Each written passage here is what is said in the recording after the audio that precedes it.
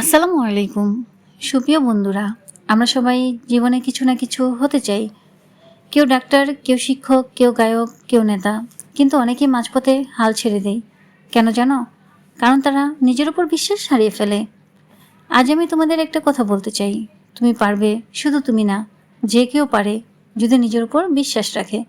প্রত্যেকটা সফল মানুষের পেছনে আছে ব্যর্থতা, কষ্ট আর হাজারো না বলা গল্প। এমনকি আলবার্ট আইনস্টাইন ছোটবেলায় সবাই বলতো সে নাকি কিছুই শিখতে পারবে না, কিন্তু সে আজ বিশ্বের 1 নম্বর বিজ্ঞানী।